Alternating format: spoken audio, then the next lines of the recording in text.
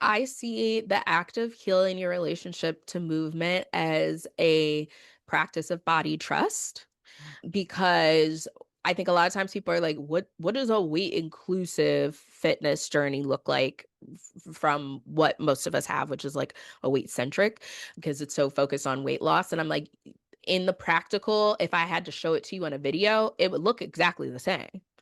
The Mhm. difference would be why we're doing what we're doing. Bingo. So, like my clients are deadlifting, my clients are doing kettlebell swings, right? Like they're still doing what some people would consider athletic moves, if you will, if that's what they want to be doing in their time.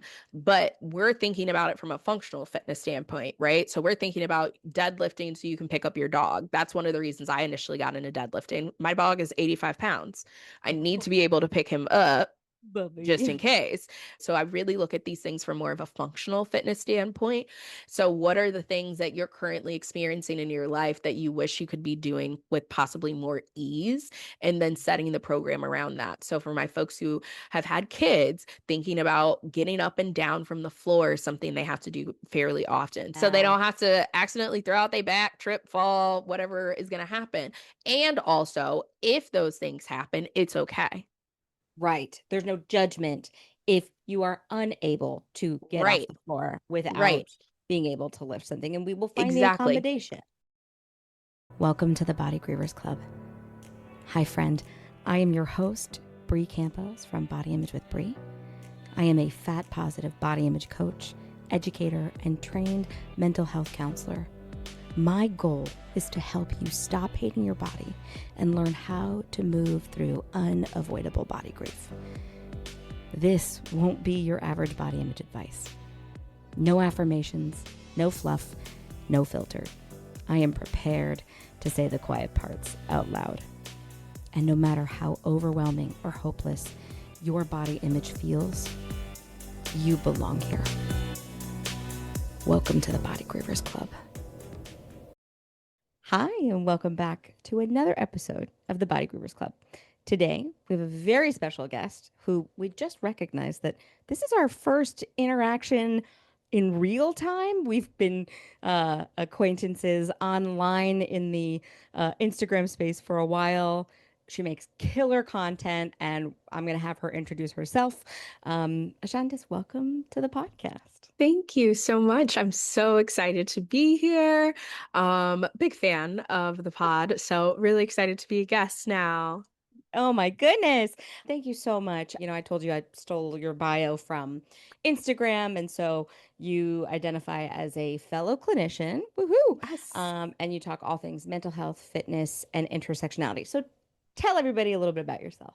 Yeah, absolutely. So I have my master's in counseling where I study both clinical mental health and college counseling and student affairs. I initially thought that I would be working in higher ed when I finished with my degree, but the universe had obviously completely different plans for me.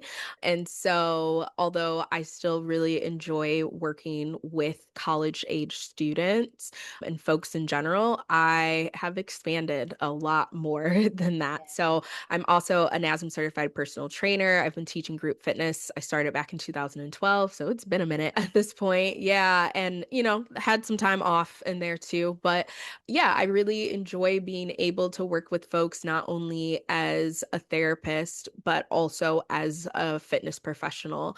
And I think that particularly within the body image, body dysmorphia, eating disorder space, it has actually been so beneficial for all of my clients that I have this background in both areas because while I think there are a lot more weight inclusive, body neutral therapists, there are not a lot of us in the fitness space. And I would say more often it's group fitness, which is initially how I got into fitness as well.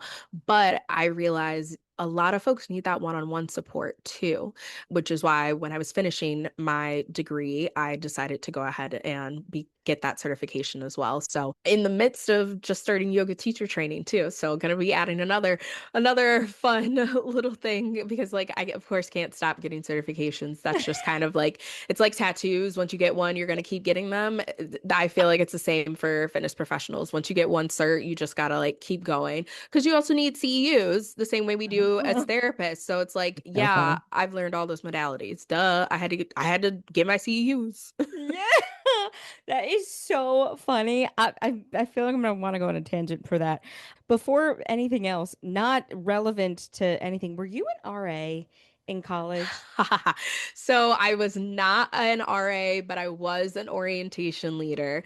Okay. Yeah, I did apply to be an RA, but then I found out it would mess up my scholarship and my tuition, and I was like, well, wait a minute. I was only gonna do this because I thought y'all was paying Get for free room. housing.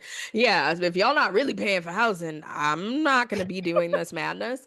But I was an orientation leader. Yes, Oh my very involved gosh. in college. So fun. So I thought I was going to be in higher ed too. I was an RA. I thought I was going to go on to be a resident director. I loved working with college aged kids. And I always was like, put me with the freshmen. I love like creating Yes. community. I didn't even know I wanted to be a therapist at that time. I thought I was going to be an English teacher. And then I was like, I don't think I actually want to go to school every day Mm-hmm. for the rest of my life. Mm-hmm. Mm-hmm. Oh gosh. And now as like a, I guess we could call ourselves influencers. I don't really like Mm-hmm. identifying as that. But I'm like, man, like if I had been making this shit when I was in college, I Mm-hmm. would have been a sensation. Oh yeah. Oh, absolutely. Absolutely. It's so, and it's right, like your lived experience so often impacts what your future holds, right? And so like Yeah. I had to go through my own eating disorder recovery, and that's how I really ended up in this work. Had I not, Yeah. like, do I wish I had an eating disorder? No. I wish that Yeah. never would have happened. But Yeah. also I don't think that I would be doing the work that I'm doing now if that experience hadn't occurred.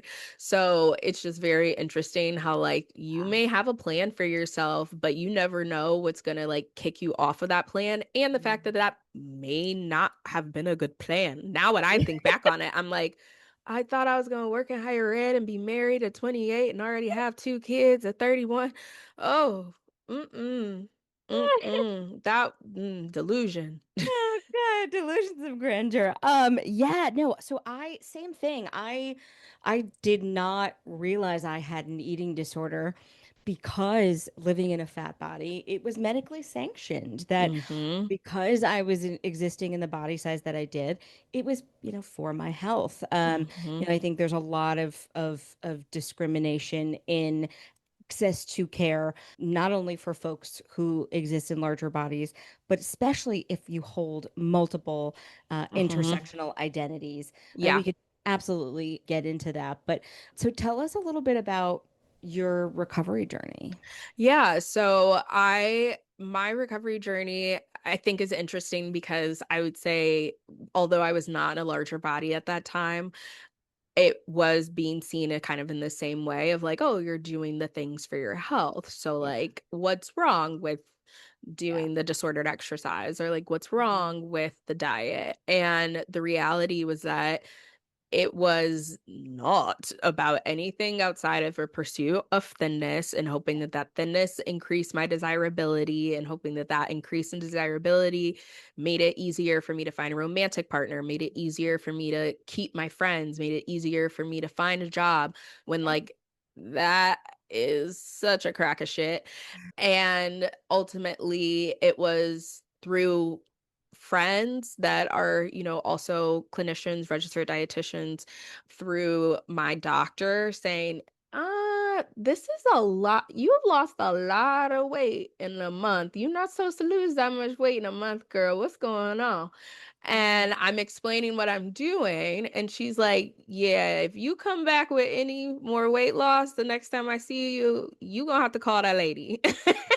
And I'm very, very, very grateful for her and for my friends that were already familiar with Yeah. health at every size frameworks and understanding more of a weight inclusive model, because I do not believe that I would have been diagnosed with my ED, nor would I have sought support for it Yeah. had that not happened. And because it was still a little bit after that, then I started to get the concern from family or friends of like, okay, no, you look like really tiny. And, the reality is I was going through what was the most difficult transition in my life to that point. I lost my Yeah. job for the first time. I got fired, and so that like really blew my ego.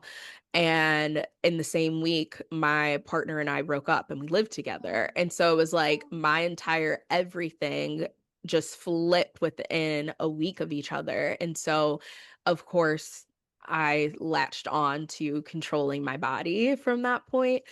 But I'm really, really grateful that I had the people that I had, and they helped me understand how to get where I am today. And it was still, it was like, oh, okay, I understand what intuitive eating is, but like then it turned into like the clean girl aesthetic for a minute. And then we finally got to like actual body liberation, weight inclusive, gentle nutrition, all of the things. But so it was not a straight path still. It's not a I straight path, I but just made a post, you know how like right now they're doing the trend of like 2016. And mhm. I was a therapist. I was a fully graduated therapist in 2016. And I'm like, damn, they were letting me work in eating disorder recovery, and this was the shit I was Mhm. thinking and doing. Mhm. Yikes. Yep. And even then I was like, do I have an eating disorder? And now I'm like, yeah, yeah, I had an eating Mhm. disorder. But even then it was just not, it wasn't obvious. And I would Mhm. agree with you. It wasn't like an instantaneous like like it Mhm. it was like a slow burn that I'm like, wait a second. Yep.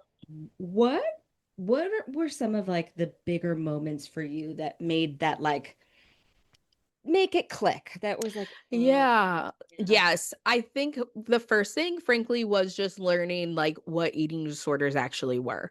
Mhm. Because eating mental health as a concept is at the time was taboo, but is particularly extra taboo within the Black community because as racialized people, there is this often you have to work twice as hard as everybody around you.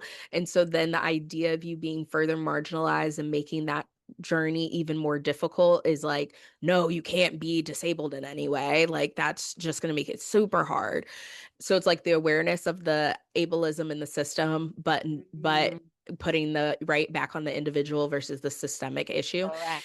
And so I think for me, I finally understood eating disorders were not just you're not eating at all. Eating disorders were not just Yeah. you had to look a certain way in order for it to be a problem per se. And that really, to that point, most of what I knew about eating disorders was from TV when I was growing up. And I was like, well, I'm not a thin white girl. So Mhm. how could I have an eating disorder? But then realizing, that it is so much more complex than that. And I also have ARFID because I'm ADHD, and so I think there was some confusion then too of like what is that versus what is like the control piece, and really having to take that time. And I think it's something that I'm still actively doing because recovery to me is always an active process of like, am I being strict about it for any other reason? Yeah. Okay, it is really just the texture, it is really just the taste. Okay. Also, can I get a little bit more uncomfortable, or do I need to stay in my Mm. safe zone right now?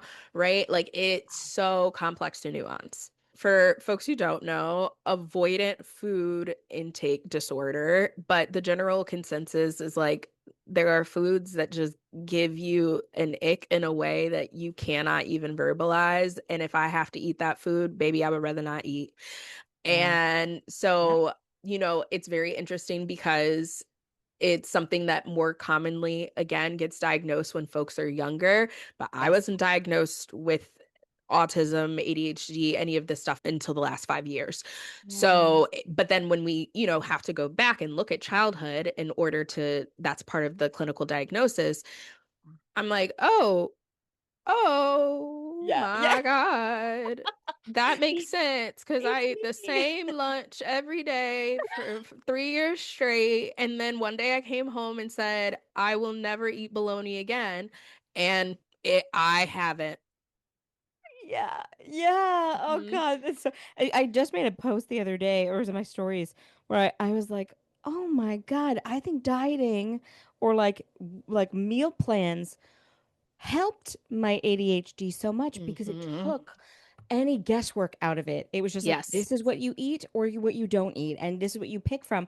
And okay, I found something I like. Great, I'm gonna eat it every day Mhm. until the end of time.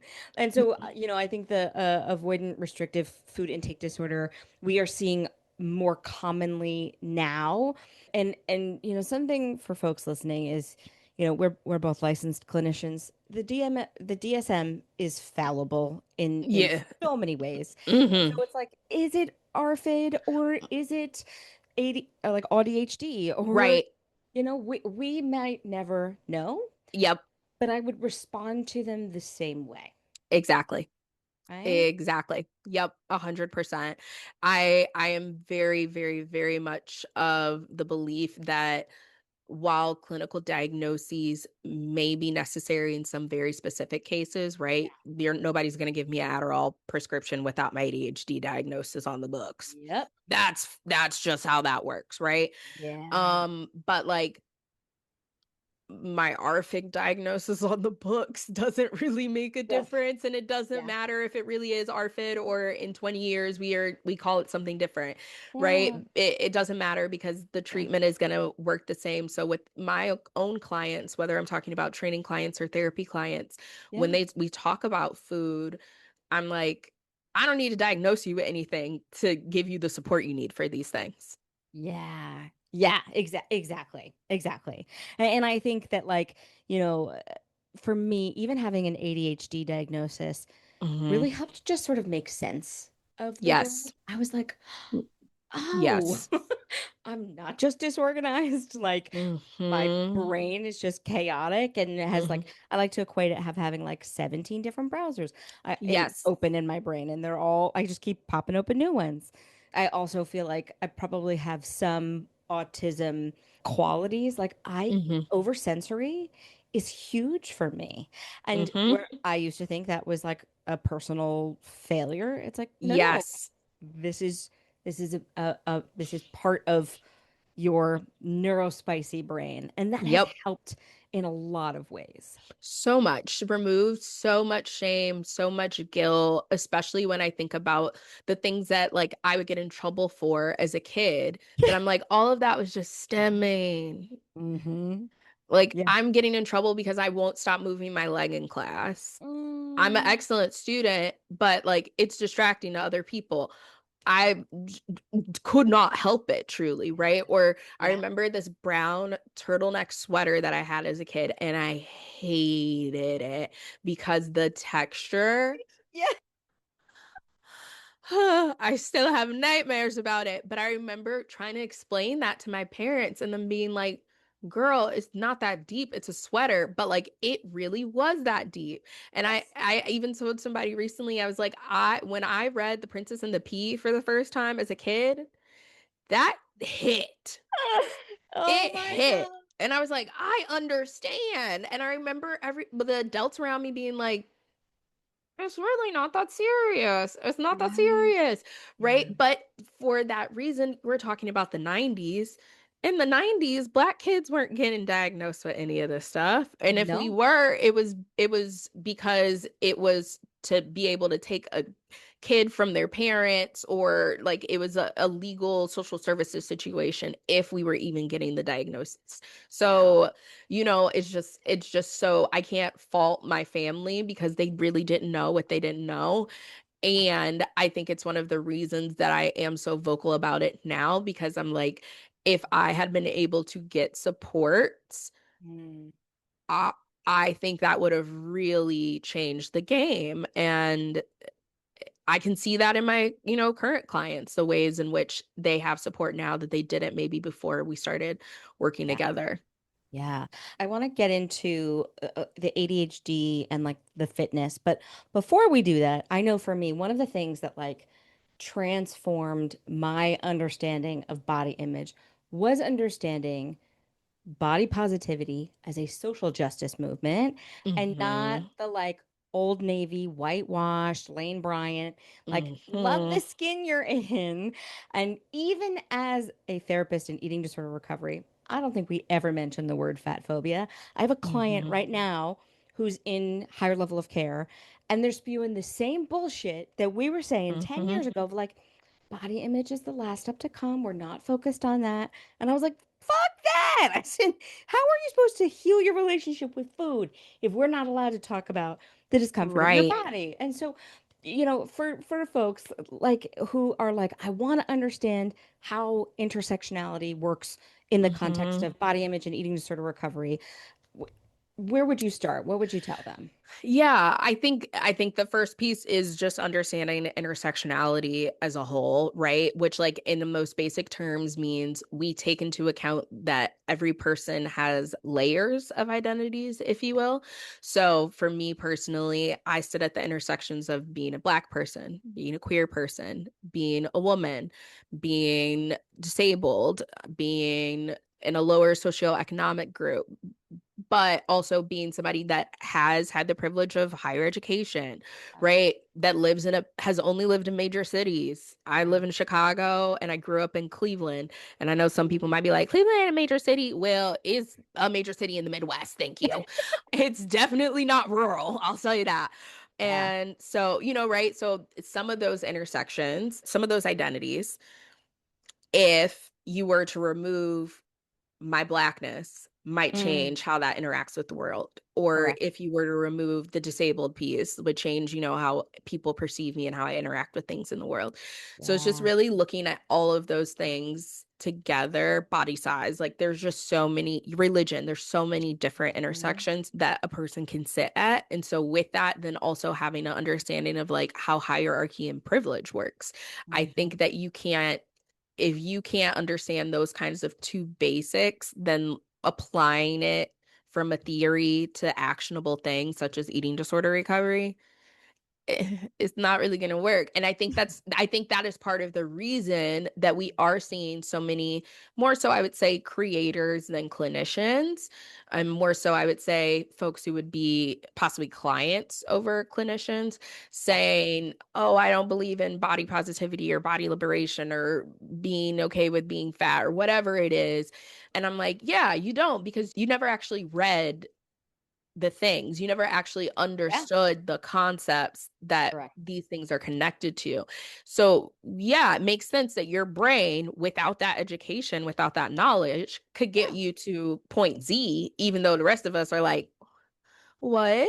Yeah. So, yeah, I would say like you have to have that kind of foundational understanding and then applying it to eating disorders is really just breaking down like what are eating disorders? Why do eating disorders even exist, right? Mhm. Like eating disorders land within behavioral addictions, at least from a clinical standpoint. Yeah. And all of those we've determined are to a degree rooted in some form of trauma. It's Right. all just kind of gambling addiction, low key trauma response, eating disorder, low key trauma response. Yeah. Like, even a lot of folks who end up in substance use, right? Like, the initial how we got there a lot of times again is trauma response. We couldn't figure out the feelings. And because we never figured out the feelings, this is how I cope with it. And it's just Mhm. not the best coping mechanism we could come up with. Right. So I think that when we talk about eating disorder recovery, disordered eating recovery, bodies in general, I find myself often speaking to my clients about the systemic pieces Correct. because that is how we can sort of pull out what is yours as an individual to hold versus what is systemic stuff you've been holding that literally is not yours to carry. Oh my gosh, so good. You're a child of the 90s. So do you remember how when we were in school we used to celebrate Columbus Day? Hmm. And like what we would do in school that like it's like cringe like secondhand embarrassment for us now that's like half the class would be, Hmm. Indians, half would be pilgrims, and we'd do the Hmm. right. I was in college the first time I actually heard the truth about Christopher Columbus. And I was like, Mhm. why the fuck is this the first time I'm hearing this? Why do we have a day to celebrate Mhm. this man if this is history? And that was sort of like the beginning of the unraveling for me of like, wow, what we are being taught is from the lens of the oppressor Mhm. and not from the people who have been victimized, the people who have been kidnapped and who have been Mhm. taken from like especially with everything going on right now in the world Right. of like, it brings so much context. And I think the same could be said for mental health. In one of my provider courses, I talk about, you're familiar with Maslow's hierarchy of needs. Yes. Maslow stole his idea Mhm. of hierarchy of needs from the First Nations people. The intent was never about self-actualization. It was actually about communal care. And Right. the triangle was actually the teepee, which they Mhm. talk about the top of the teepee being the closest to the sky, which was a spiritual representation. Yep. We have to think about decolonizing Right. mental health. Yes. Yes. It is actually crucial. And then Yeah. it is part of the reason that I find myself rolling my eyes consistently in the Facebook groups for, Chicago therapists, whatever. This is a thing we Yeah. do for referrals. And folks being like, I just don't feel like we really should be bringing politics into the room. Okay, well, I'm black, fat, queer, blah, blah, blah, blah, so I Yep. don't have a choice. Right. It's a privilege to say that you don't want to bring it into the room because Right. it means that it doesn't impact you. Exactly. And for Right. majority of my clients, most of them are racialized folks Right. or they have other marginalized identities. So same deal. They can't not bring that into the room. It's who they Yeah. are. Yeah. Yeah. And Oh. like we didn't ask for identities to be politicized. Y'all did that. I did not ask for this. Right. Right. Right. And like where I can like where I was able to recognize, my own proximity to power and privileges, yeah, maybe I won't get a job because I'm in a fat body, but I Mhm. would never lose a job because of how I choose to wear my hair.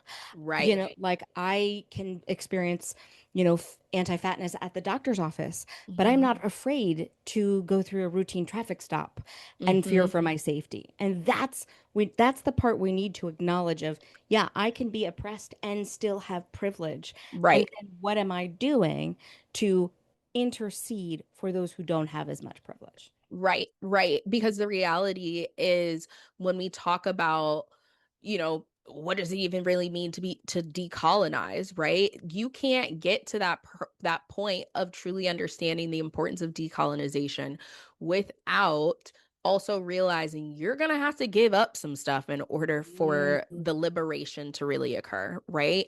Like for example, somebody gets a request to speak at a conference and they may make the decision to say, I actually am not the best person to speak at this conference. You actually would probably benefit from so and so speaking at this conference instead, and passing the name along just because that's literally how we do the work. Because I think that oftentimes it's with our intersection with capitalism really Yeah. makes it so that people feel like they can't give up any opportunity whatsoever that they get, or that every opportunity they get, they 100% did the work to deserve it. And Yeah. I find myself consistently struggling with, I have a whole master's degree. Not a lot of people have Mm. master's degrees. Not a lot of black women have master's degrees. Yeah. I have Yeah. a whole master's degree, and y'all telling me, I don't know, that rate's kind of high, girly pop. I realize insert person here may have more followers than me. But did you hear the part where I said I have a master's degree? Yeah. I Yeah. I have more formal training and lived experience to be able to share the story Oh. than homie who has more followers than me. But our Oh. rates are dramatically different, right? Because you Yep. decided that capital piece is the most important piece, not Yep. actually sharing the correct knowledge. And what I'll say too is even for myself of one of at the time of this recording, I am reviewing every book that I've ever referred And I am Mhm. assessing whether or not it still passes the vibe check. Because Mhm. there are authors that I will not recommend anymore because they have said the quiet parts out loud, Yep. because they have chosen to protect their privilege rather than intercede for those Mhm. with less privilege. And so if I look at all these books that are written probably by thin white women, I'm sure that a black person has said it, a person of color, a person of more intersectionality has already said the thing. They're just not getting the credit and the visibility. Mhm. Yep. Absolutely. Absolutely. I think that's the thing is that a lot of times folks are like, "Oh, how was I supposed to see this?" Because it is baked in. It Yeah, is baked in. It yeah, is, right? Even when we talk about things like when the sun starts going down at mm, 4 o'clock, yeah, I have to have a light source. Otherwise, mm, my clients can't see me on Zoom. yep, It wa right? That's okay because I'm a melanated individual. That's fine, right? But then it's like, okay, so I'm in an office and I say, I need a lamp. Why do you need a lamp? We don't buy lamps for everybody else. Well, everybody else can still be seen at 4 o'clock in the winter. I can't, yeah, and I'm yeah. using this as an example. This isn't I something that got I it. personally had to, experience, but just like it really can come down to the littlest things like that. Yeah, And folks are so quick to be defensive because so many people have the emotional learning that if they're wrong, they're unsafe. yeah. And Oh, that is so like, okay, yes. And we got to unpack that shit yeah. because right now you're asking me to hold your hand while Mm. somebody is throwing rocks at us. And I'm telling you, I need you to get up because if two of us are holding this shield, the likelihood of getting hit by the rocks is not as high. And you're like, but like, oh, I just feel so bad that I didn't know this was happening this whole time. We don't have time for you to go through that. I'm so sorry. I don't have time for you to catch up. I, And I'll share that like this was me in 2020. I'm like, I know that I understand social justice of the intersectionality, but I don't know how to explain it. And then I'm keep getting it wrong. And then my responses are wrong because of my own trauma of like, oh no, I got it mm-hmm, wrong and now I'm a failure. But now I'm putting that onus back on marginalized people. And it's like, yeah, there has to be a space for us to be able to relearn. That's why I offer so mm-hmm. many different resources for providers to continue to learn. There are so Yes. many books that are read a book. Read a book. Start somewhere. I also encourage people to follow people who don't look like you and continue Mm-hmm. to learn from them because you can't learn. You if you don't experience it, you won't know. Right. But that's also Right. part of the privilege. Yes. Exactly. Exactly. Yeah, Mm-hmm. I do think we've made Mm-hmm. a lot of headway, at least in the eating disorder world, in acknowledging that Yes. we need more intersectional training. Yes, yes. I do feel like I feel as though I am surrounded by many a mutual who is comprehending, thank God. And I feel like there's unfortunately just as many people who have kind of slipped back the other way. And Yep. I expected it, right? Amani told us, Crutches and Spice, if you don't follow her, you Oh, should. Amani absolutely. told us back in like, was it 2020, maybe It was. 2021? She said this was gonna happen. She said, Yep. "Oh, we're in a pandemic. The next Yep. thing that's gonna occur is y'all are gonna not trust health anymore. Then the next thing that's gonna occur is everybody's gonna be thin again. And then the next thing's gonna." She said it, and she did. It's Oh. not because she's an oracle. It's because she reads. Yeah. Yeah. She knows how to read a book. And history repeats itself. History repeats itself. Yeah. Yeah. Yeah. So I've heard people say like we have to look at what's going on politically and Mm-hmm. then look at what's happening going on in diet culture, which I just now call wellness culture and health Yeah. culture because people don't Mm-hmm. identify with dieting anymore. Mm-hmm. It's But a lifestyle choice. it's It's a I'm on a health journey. It's Okay. you can I put was on a lipstick on a health pig. journey too, but exactly. Exactly. Exactly. So, oh, man, so many directions I want to go in. I Only so know. much time. I'll have to have you back. But like I think something for me too that's been really important from the intersectionality piece of like I will have people ask me questions about Serena Williams and Oprah Mhm. and Mhm. Lizzo and I had lots of feelings on how what happened with Samira and like Mhm. as a white woman, it really is not my place to comment on what black women who have historically either, been shamed for their weight or Mhm. anything. That's not my It's not my place. And there are Mhm. other people already saying it. Yes. Yes. Well, and I think that's it, is that there has to, that's literally like kind of going back to the decolonization piece and being a lot of y'all are asking me about blah blah blah. I won't be giving my thoughts on it because I'm a white woman. I don't need to give my thoughts on it. But you know who has given their thoughts? Chrissy Bingo. King. You know who has given their Ah, thoughts? Ashantis. You know who has given their yes. right? Like whoever, because the reality is we know our voices are important. So we are talking about the things, but Yeah. we're not thin white women. So the algorithm is never going to be pushing us. Wow. Yes. Yes. And so, like, if So, you're looking for a tangible thing you can do, continue to point towards people who are right, already talking about the thing. right. You don't have to be a part of every single conversation. And there are some conversations that I even am like, that's not my fish to fry. You Yeah. know, like I might have an opinion on it. And if I decide to maybe share that, on what I perceive as the private internet, AKA like my Patreon, maybe I'll share that in that space because it's not going to go all around. Right. Yeah. But a lot of the stuff, as I've learned, because I've also had to decolonize, even as a Black Yeah. person, Yeah. right? As I've learned, there are just certain conversations where my voice is not needed, is not necessary. Other people who have more lived experience with it, they have the mic and they're going to keep having the mic. Yeah. Yeah. Yeah, and I love that. And you mentioned Chrissy King and I mean, I always recommend almost probably every episode Sabrina Strings, Mm-hmm. Fearing the Black Body, Deshaun Harris, Belly of the Belly of the Beast. Beast. Yep. And then what's The Body's Not an Apology by Sonia Renee Mm-hmm. Taylor. And I've had clients who are like, I want to be ready for Sonia's work, but I don't feel ready. Like the idea of radical Right. self-love Mm-hmm. feels too hard for them. Yeah. And I think but you know what? The thing about it is, I don't know that I was ready either. Yeah. Like Mm. I don't know that I was truly ready as much as it was like the way I'm surviving right now is so hard. I have to figure out a different way to survive, even if it feels really uncomfortable in this exact moment, because it just isn't sustainable Yeah. to hate yourself. Like it just isn't.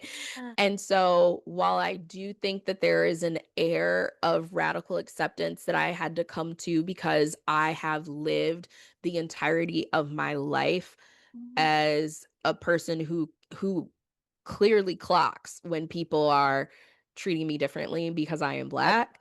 Yeah. I think there was a moment where I was like, well, I already have figured out how to sort of sustain that through a radical acceptance because I can't change my skin color. I mean, Yeah. like, I hypothetically could, but no, Right. right? Like, Right. no. And so, body Mm. size, I feel like it kind of came in that same vein of Yeah. there's a different marginalization I've learned to have sort of a radical acceptance for. And this is sort of a similar journey.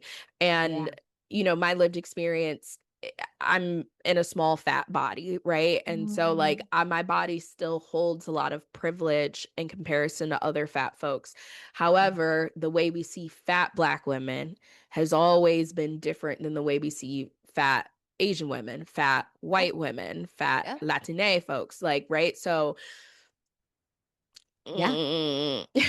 Yeah. Yeah. No, absolutely. And Sabrina talks about that, in Mhm. her book as well. And so I will say Sabrina String's book is not like light nighttime No, it reading. is not. Like I felt really dumb reading the book. I was like, I don't know if I comprehend. Now I think now that I know I'm ADHD, I would Hmm. do immersion reading. So I would read Yes. it and listen at the same time. So Yes. that's the plan.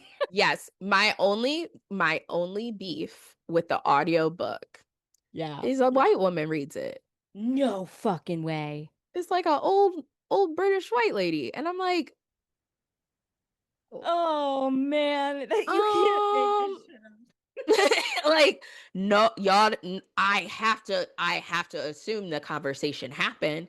And I know from friends who have published books that they had to audition to read their own book for the audiobook. So I'm like, did she go, I'm not doing all that. Y'all can just pick somebody. Did she Wow. try to get somebody? Like, I would love to know the lore, but I'm not gonna ask. I'm not gonna be in her DMs with that.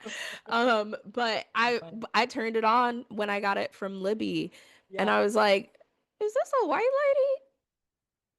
lady? Okay, this is an interesting choice. Oh Maybe there's a god. different edition. Maybe it's just the Libby edition. That's the white Yeah. lady." But it I'll be really threw me surprised. off. It really threw me off. You cannot make this shit up. It's just too funny. Yeah. Oh my goodness. Okay, so I wanted to talk a little bit about movement. We can still Yes. bring in the intersectionality piece, but I Hmm. really want to bring in, I know you mentioned having some chronic illness Yeah. and also having ADHD. And so tell us Hmm. a little bit about healing your relationship to movement. Yeah, I see the act of healing your relationship to movement as a practice of body trust, because oftentimes I think a lot of times people are like, what does a weight inclusive fitness journey look like from what most of us have, which is like a weight centric, because it's so focused on weight loss. And I'm like, in the practical, if I had to show it to you in a video, it would look exactly the same. The Hmm. difference would be why we're doing what we're doing. Bingo. So, like my clients are deadlifting, my clients are doing kettlebell swings, right? Like they're still doing what some people would consider athletic moves, if you will, if that's what they want to be doing in their time. But we're thinking about it from a functional fitness standpoint, right? So we're thinking about deadlifting so you can pick up your dog. That's one of the reasons I initially got into deadlifting. My dog is 85 pounds. I need to be able to pick him up just in Bubby. case. But I need to be able to get him off the ground, and he doesn't like to be held. So deadlifting was just as important for me to get him off the ground as me just being able to hold something very heavy in my hands, like a box, right? So I really look at these things from more of a functional fitness standpoint. So what are the things that you're currently experiencing in your life that you wish you could be doing with possibly more ease? And then setting the program around that. So for my folks who have had kids, thinking about getting up and down from the floor is something they have to do fairly often. So being able to work on them getting up and down from the floor with hands. And then once they feel really comfortable with that, then progressing that to be without hands. And once they feel comfortable with that, progressing it to be with weight. So if they need to be able to get up from the floor while they're holding a child to run after a different child, that's something we've practiced, so they Yeah. don't have to accidentally throw out their back, trip, fall, whatever is going to happen. And also, if those things happen, it's okay. Right. There's no judgment if you are unable to get off Right. the floor Right. without being able to lift something, and we will find the Exactly. accommodation. Exactly. Exactly. And I think, particularly for folks that have chronic illness, particularly chronic pain, I have fibromyalgia myself. Mm, There are some days where the movement just ain't gonna happen. It's not gonna happen. And yeah. that's okay as well. And Yeah. being right, like it really is neutralizing everything to a degree to say, is it quote unquote better for you to be able to be more independent? Sure, but like that also comes with the fact that we are not a community care centered It's still culture. rooted in ableism Like of it's like, still rooted in right. ableism. Exactly. Yeah. Yeah. But like I understand that you want to have the independence, because if you don't, then you're gonna have to pay for somebody to help you and you can't afford to do that. Right. So it's like we're working through all of those things at the same time, but also naming them. Because I think that is really what kind of gets in the way for a lot of folks is we don't name it. So they're like, well, don't I have to X, Y, and Z? Right. And Yeah. particularly for, again, clients that are racialized or clients that are in larger bodies, they're getting advice from their MD that is different from me as their therapist or as their Mhm. trainer, that's different Yes. from the RD, that's different, right? So, like, also being able to come not only with the knowledge, but the receipts so that they can also do the work and so that they can also understand part of the reason most doctors don't know shit about fat bodies is because they don't learn about them in school. And they And don't once you, study. they They don't don't, study us. and they don't study us after we die. No. Yeah, yeah, So yeah. like and it but right, and when that starts to click for people and they really can see that systemic piece, then they become more malleable to like the idea that maybe a lot of what we've learned about health was so deeply rooted in Mm. some type of prejudice, and when we remove that prejudice, here's Yeah. kind of what we're left with. So yes, I don't think you're going to find any registered dietitian who's going to say you do not need to eat fruits and vegetables. But when we say all foods fit, somehow that's what you hear. Yeah. Why is that, do you think? Who And taught you that? I had a dietitian once that was like, well, just make sure you're taking a multivite then. Like we can find, because I remember having a client who had ARFID who refused to eat fruits and vegetables. We found a way to make it work. Right. We found Exactly. a way to make it work without being like, you just have to do it. Right. And like, are there some things in life that are going to land, unfortunately, in the just, you just have to do it? Yes. But we're trying to add as much support as possible in that time so Yeah. that you feel like you're not alone in it, because I think that's what like it really sucks for a lot of people is they just feel really alone and like they're the only Yeah. person with this issue, and so then that makes the shame and the guilt louder. And it's being able to kind of step back and say, not only do I get it, lived Mm-hmm. experience, but like this is also a documented thing. It's really not just you. Yes. Yes. And I think more of us talking about it is really helpful. I know Yes. for me, like what I teach my clients is, can we identify the motivation, right? Is it Mm-hmm. internalized or is it externalized? And a lot of my movement was motivated by, well, I want to be able to bend over and tie my shoes. And I felt shame for not being able to do that. But if we were to look at my body movement story from its origins, I was a freaking 16-year-old who couldn't crisscross applesauce and sit up because my hip flexors are so tight. That Mm-hmm. contributes to why today Mm-hmm. bending over to tie my shoe. Yes, is my stomach in the way? Yeah, but it's not the only thing No. that is Yes. impacting it. Yes, yes. And I think there's so much like, oh, this wouldn't be like this if I weren't fat. And I think that I constantly am, kind of rebuttaling with my clients on that Yeah. of like, is this really because you're fat, or is this really because like You don't you have just don't, mobility and yeah, have flexibility. mobility and flexibility, and like that's okay, like the because y- I think it's so easy for folks to, using the example of bending down, oh, well, the tummy is in the way. Yeah, but there are also people who have the same size and bigger tummies who can do it. So how can they do that if that's actually the answer? And if you don't know anybody who can do it, then you need to follow more people.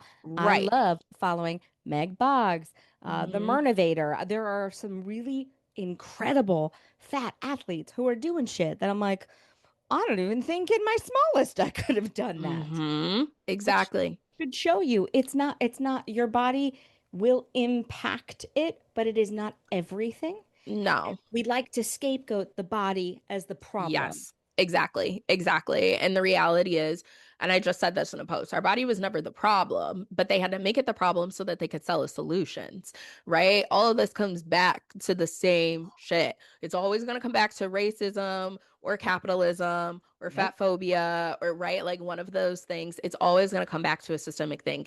Anything you're experiencing in this life that Yeah. you're like, this is so hard and annoying, I bet you money I Yeah. can tie that back to a system. Anything. You could tell me my toe hurts, and I bet you if I ask a couple of questions, I can Yep. figure out how it ties back to a system at this point. I love it. Yep. Because it all Yeah. does. Yeah. And I think too, so like I did an episode for myself on like healing my relationship with movement. And I am in what I would deem the healthiest place with movement that I've been my entire life. And Yeah. it's like probably the least interesting thing that I have going on in my life.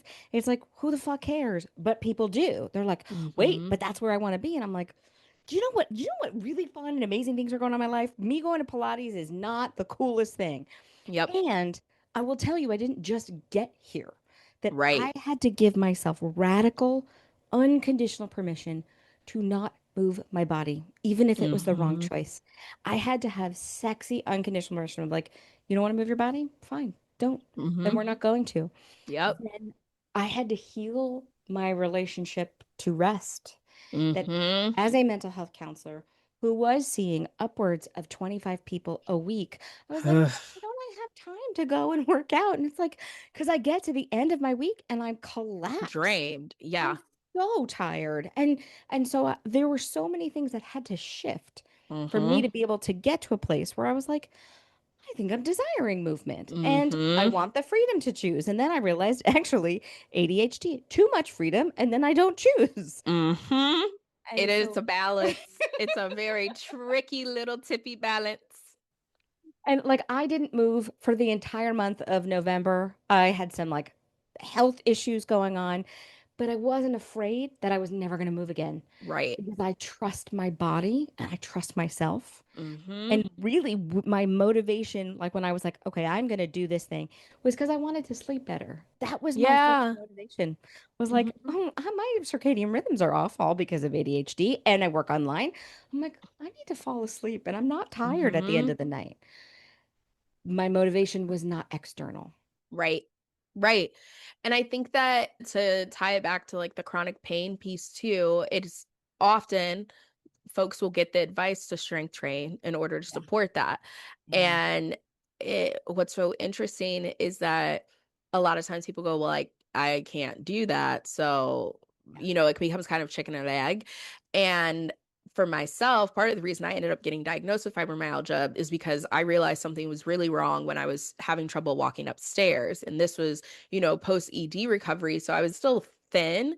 And so I was like, okay, I'm thin and I can't walk up the stairs. This isn't a because I was big issue. Yeah. This is it's just an issue. And was it difficult to rehab my body to the point that it's at now? Yes. So Yeah. it took a lot of body trust to kind of understand the difference between, is this discomfort or is this pain? Is this Mm, emotional or is this actually physical and kind of, and so there were times where I found myself not really wanting to do the things. But there was this beauty in being able to say, and I can still do it. mm, And without it turning into the I have to do it because go hard, grind, hustle yeah. culture, like right. And like there is a form of self-love that can exist in trying Mm, out things that don't necessarily feel comfortable, that yeah. is different than ignoring your discomfort Yes. because you have to. Uh, it's so true. And like, I always tell people you don't need to love your body. That is not the goal, Mhm. right? That's the whitewash version of body Mhm. positivity. But I found that in loving myself, like I would love my goddaughter, like I would love my Mhm. clients, like I would love my friends, there was a compassionate part that just wasn't showing up for Yep. me. And Mhm. how do I bridge that part to show up for myself as well? Exactly. You got to do the thing. You got to do the Mhm. thing, feel the discomfort, and then decide, okay, I'm going to take a risk and say maybe I would feel better if I worked out today, but I trust myself that today's not the right day. I'm not going to Mhm. do it. And Mhm. when you can do that, then the next time you're like, oh, I do feel like moving today. I'm going to go. And Mhm. the autonomy becomes evident as opposed Yes. to, okay, well, I have to because outside sources are Right. dictating that I do. Exactly. Exactly. And there's, a piece of it for me that's like to the point of like the ableism of it all, right? There's a piece of me that's like, I don't want to get to that place where I'm having trouble walking upstairs again because that is not conducive to my lifestyle as it currently is, right? But there's the other side of it that's like, well, I can't live off of disability in America either because that's not equitable. That's not actually supportive to people, despite folks being like, oh, they're just on disability and take advantage of the system. I promise you, nobody who's on disability is taking advantage of anything. It's not set up like that. But there is this piece that I do have to kind of kick myself in the butt a little bit to be like, it's okay if you don't have the motivation, because the reality is, as an ADHDer, sometimes I'm not going to have the motivation to do the things there. It's not going to be there to at the start of it, but there is not a time that I have gone through it and then at the end also been like, I shouldn't have done that. Like every time that I've allowed myself to be okay with that discomfort and not necessarily having like, yay, I'm so excited to do it, that I found myself being like, and I still could do it.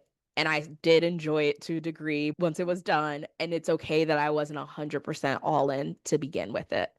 Yeah. And I will say, like, no matter where you are in like your relationship to movement, our stories are ours, and that Yes. we can give you a framework, we can give you what we did, but the reality is, yeah, like you are 100% right in that, like, yeah, you can't live on disability. And if you don't come from family wealth, or you don't have a Hmm. partner, and you don't have any security, you losing the ability to walk significantly impacts your ability to your B. proximity, yeah, Yeah. proximity to power and privilege again. Hmm.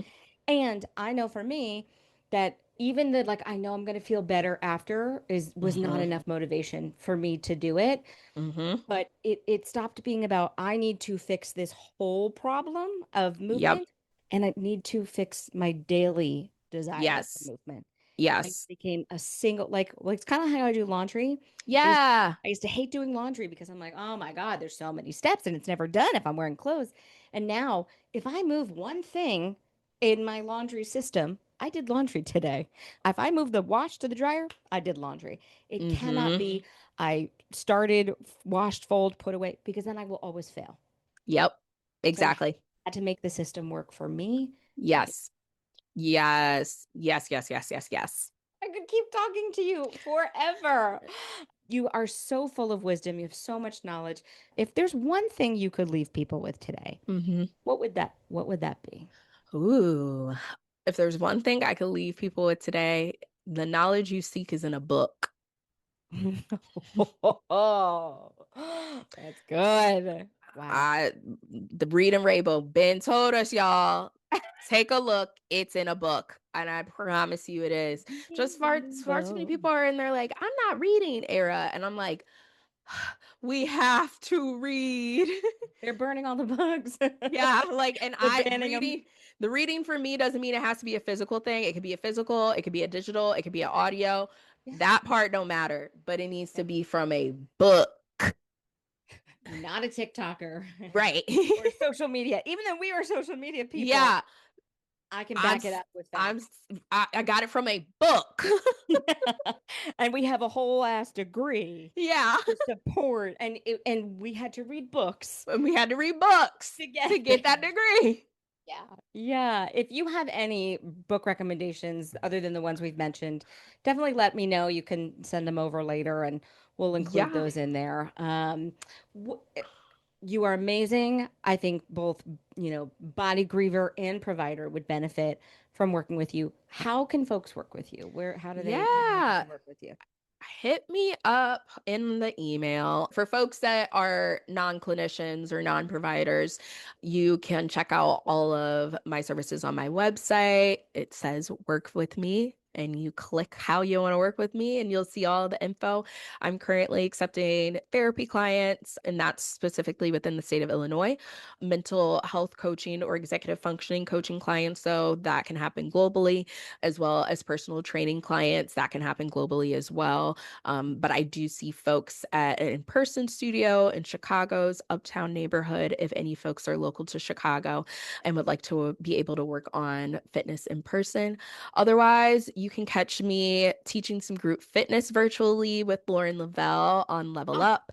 So you can, catch us there. I think it is a wonderful program for folks who are not wanting to leave their homes, but want to be able to get into a variety of movement and be able to see bodies that maybe look a little bit more similarly to theirs, and also to yeah. be able to hear the plethora of variations that we have to offer for all of the movements. I'm sorry, but I have to say we're really good at that. I And love it.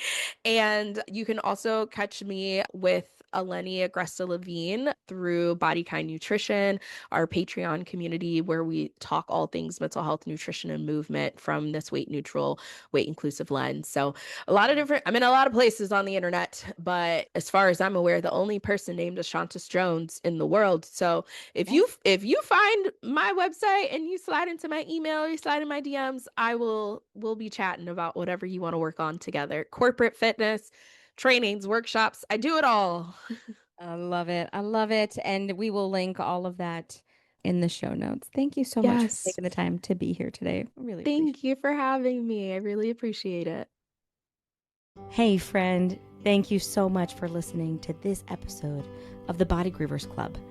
Like all of our podcasting friends, we ask that you like, subscribe, and share this episode with someone who you think needs to hear it. I know that body grief is tough, but I hope this episode helped you to feel less alone. To learn more about how you can shift your body grief to radical body acceptance, be sure to check out my free 7-step guide designed to help highlight how you can transform your body image story. You can also learn how to work with me inside of the show notes. Remember, my friends, your body grief is painful and real, but you are never alone, especially when you're part of the Body Grievers Club. Thank you for listening, and until next time.